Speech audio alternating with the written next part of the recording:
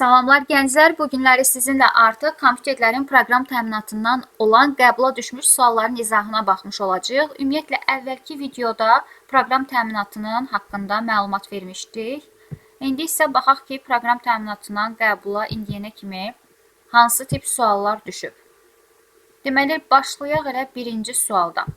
Qeyd edir ki, hansı proqram mətnlərin tərcüməsi üçün istifadə edilirdi? Deməli, bizdə tərcümə proqramları var idi, bir də lüğət proqramları var idi. Ümumiyyətlə, variantları elə veriblər ki, cavabı rahat şəkildə tapmaq olur. Deməli, Excel-dir, cədvəl tipli redaktorlara aid idi, Paint kompüterin qrafikasına aiddir. Demişdik ki, Pad-lə olanlar mətn tipli redaktorlara aiddir. PowerPoint isə təqdimat hazırlamaq üçün istifadə edilirdi. Lüğət proqramına isə prompt aid edilmiş olacaq. İkinci suala baxırıq. Şəbəkə proqram təminatının funksiyası nədir deyir. Baxırıq nə edəcək? Təbii ki, şəbəkə proqram təminatı şəbəkənin resurslarını idarə etmiş olacaq elə. Cavab B variantı uyğun gələcək. Deməli, növbəti suala baxırıq. Yeni proqram vasitələri yaradılmasıdır. Bu, instrumental proqram təminatında istifadə edilir. Sistem proqram vasitələri yaratmış olur. Ümumiyyətlə, şəbəkə proqram təminatı deməyək, bu sistem proqram təminatı ilə əlaqəsidir. Daha doğrusu, tətbiqi proqram paketi yaratmır, yeni proqram vasitələri yaratmır. İnterfeys imkanlarını genişləndirən bizdə utilitlər idi, bu formada qeyd etmişdik. Daha sonra şəbəkənin resurslarını idarə etmiş olacaq. Sistem proqram vasitələri də yaradan sistem proqram təminatına ümumi şəkildə aid edilir. 3-ə baxırıq, virus proqramlarının tipləri hansılardır? Demişdik ki, viruslarla mübarizə aparmaq üçün antiviruslardan istifadə edilir. Detektorlar antiviruslara aid edilir. 4 variantlardan çıxırıq. Proqram tipləri hansılar idi? Baxırıq ki, burada məsəl üçün yoluxmasına görə, yaşayış mühitinə görə viruslar olurdu. Yüklənmə idi, fayl idi, fayl yüklənmə, bir də şəbəkə idi. Bunlar viruslara aid idi. 1, 3, 4, daha doğrusu 1, 3, 5 cavab olur D variantı. 4-cü suala baxırıq. 4-cü sualda sistem proqram təminatının əsas funksiyasını soruşur. Nələrdən ibarətdir? Sadəcə baxaq görək əsas parametrini soruşur. Kompüterin işini və informasiya emalı prosesini idarə etmək. Demişdik ki, bəli, istifadəçi ilə kompüter arasında əlaqə yaratmış olurdu. Elə A variantı uyğun gələcək.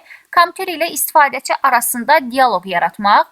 Bu, törəmə funksiyası olaraq qeyd edə bilərik. Bizdən əsas funksiyasını, yəni sistem proqram təminatının əsas tərifini soruşur. Müəyyən sinif məsələlərinin həllində, tətbiqində istifadə edilirdi. Bu, tətbiqi proqram paketinə aid edilir. Kompüterə qoşulan xarici qurğuların parametrlərini təyin etmək. Bu, sistem proqram təminatına aid edilir, amma əsas parametrlər olaraq yenə qeyd etdiyimiz kimi sistem proqram təminatının tərifini götürürük. İnformasiyanın mübadiləsini həyata keçirməkdə yenə burada əlavə funksiya olaraq sistem proqram təminatına aid edilir. Deməli, 5-ci suala baxırıq. Verilənlərin arxivləşdirilməsi, sistemin bərpası, defragmentasiyası hansı qrup proqramlara aid edilir? Deməli, fikir veririk, bu proqramlaşdırma sistemləri qeyd etməmişik. Arxivdən söhbət gedirsə, söhbət sistem proqram təminatından gedir. Tətbiqi proqram təminatını buradan çıxırıq. Sonra antivirus proqramlarını çıxırıq. Diskin burada defragmentasiya edilməsi, bərpası, bunlar bizə utilitlərə aid edilir. Yəni, bunu servis proqramlarına aid etmiş olacaq. Cavab olur C variantı. 6-cı suala baxırıq. Tətbiqi proqrama aiddir deyir bizdə. Gəlin bunu bir yerə aparaq, oradan baxaq.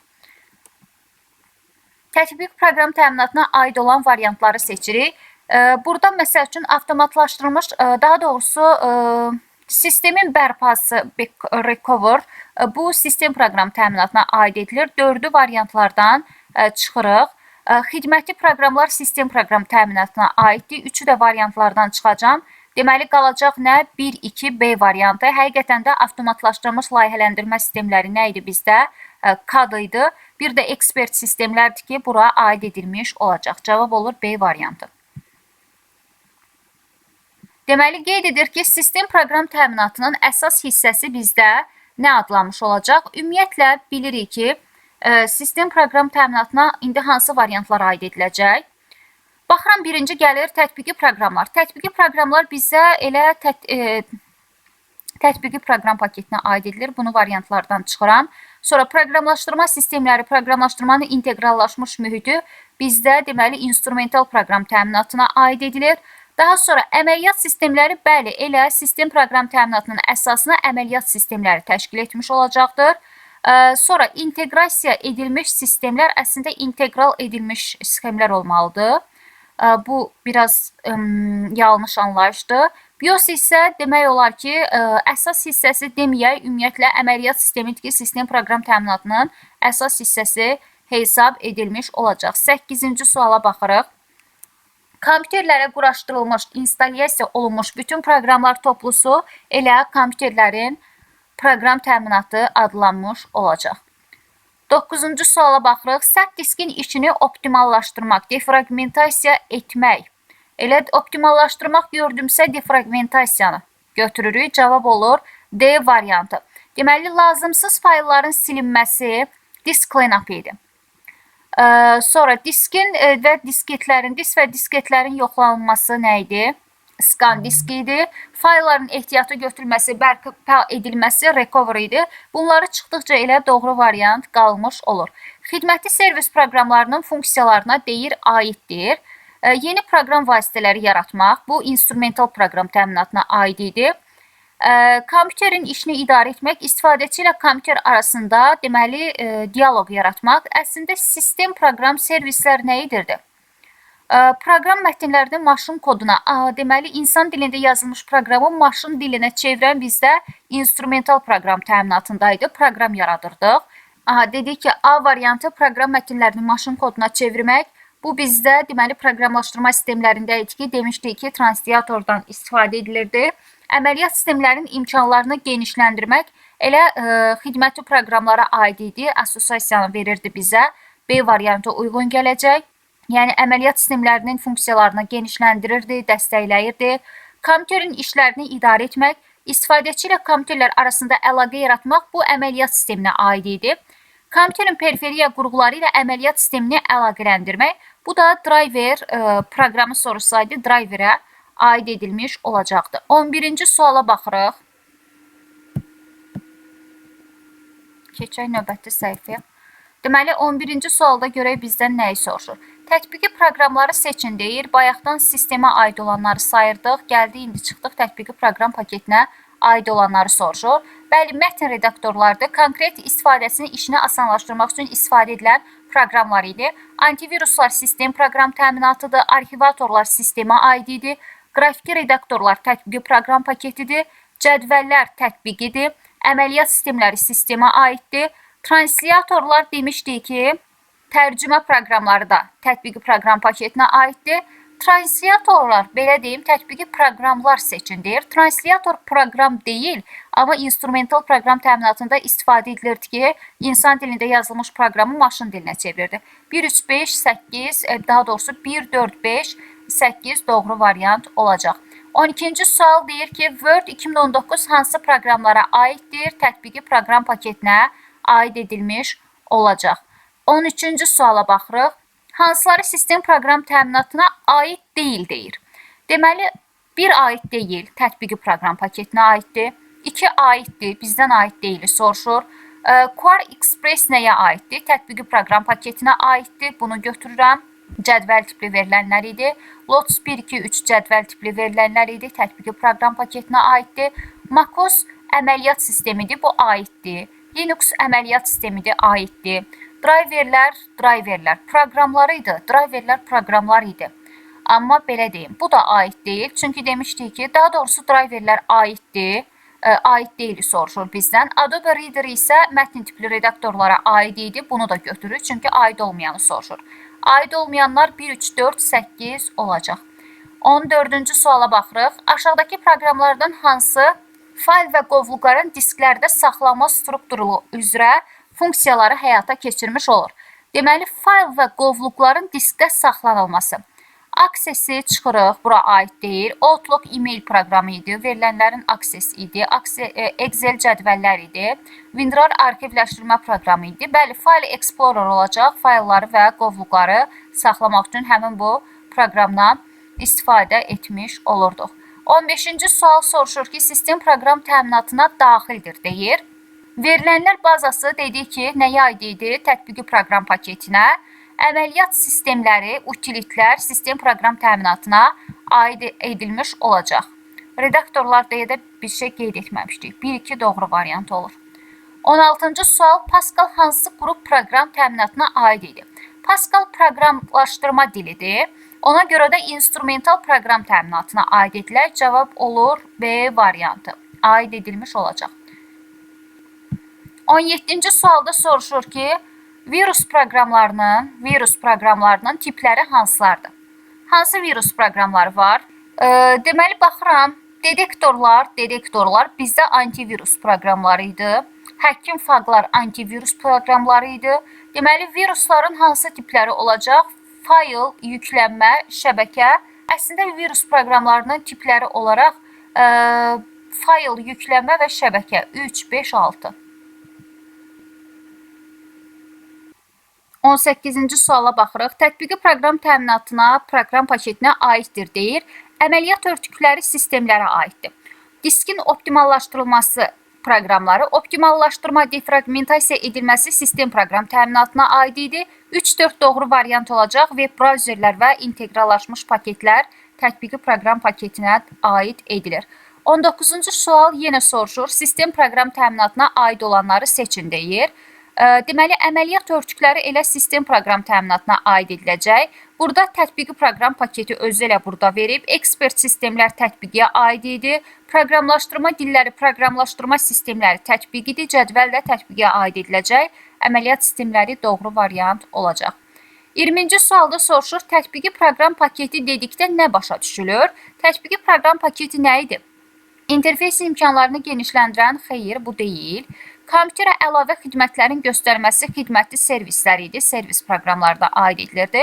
Müəyyən sinfə aid olunan və məsələnin həlli üçün nəzərdə tutulan proqramlar, bəli, bunlar olacaq tətbiqi proqram təminatına aid edilmiş olacaq. Yəni, belə yadda saxlayın, müəyyən bir məsələnin həlli üçün nəzərdə tutulur. Əməliyyat sistemlərin imkanlarını genişləndirən, bunlar bizə artıq servis və yaxud da sistem proqram təminatına aid edilir. Digər variantlar. 21-ci suala baxırıq. Utilitlərlə bağlı sualdır. Nəhayət, utilitlərlə bağlı sual görə bildik. Utilitlərin yerinə yetirilməsi funksiyalarına aid idi. Deməli, utilitlərdə nə var idi? Bayaqdan deyirik, defragmentasiya, formatlaşdırma, bəli, utilitlərə aid ediləcək. 6 doğru variantdır. 6-nın olmadığı variantları çıxıram. Daha sonra var idi. İlkin proqramı bütövlükdə maşın dilinə çevirən bütöv, kompleks şəkildə kompilator idi. Bu bizdə hara aid idi? Tətbiqi proqram paketinə aid idi. 4 variantlardan çıxsam, elə birincidən 4-ü çıxsaydım 2 variant arasında qalırdım. Cavab qalır D variantı. Gəlin baxaq. Bəli, backup diskin sürətini yaradırdı, ehtiyat sürətləri yaradırdı. Sonra arxivlərin yaradılması və yenilənməsi, bəli, arxivləşdirirdi, yəni yer açırdı. Sonra verilənlər bazasının işlənməsi qeyd etməmişik. 2, 3, 6 doğru variant olacaq. 22-ci suala baxırıq. Bu deyəsən əməliyyat sistemləri ilə bağlı olan sual gəlib düşüb. Bura olsun, problem deyil. Elə proqramlara da aid etmək olar bunu. Deyir, aşağıdakılardan hansı əməliyyat sistemi deyil? Bilirik ki, MS-DOS əməliyyat sistemidir. Unix, Linux əməliyyat sistemidir. OS2 əməliyyat sistemidir. Nesveya navigator bəzən çalışırlar, brauzerdir. Bu bizdə brauzer olacaq. Web səhifələrə baxış üçün istifadə edilmiş, sənədlərə baxış üçün istifadə edilir. 23-cü sual baza proqram təminatına aid olmayanları seçin deyir. Bazaya aid olmayan. Bazalara nələr aid idi yadımıza salırıq. Əməliyyat sistemləri, şəbəkə əməliyyat sistemləri və əməliyyat örtükləri. Bunların olduğu variantları çıxacam.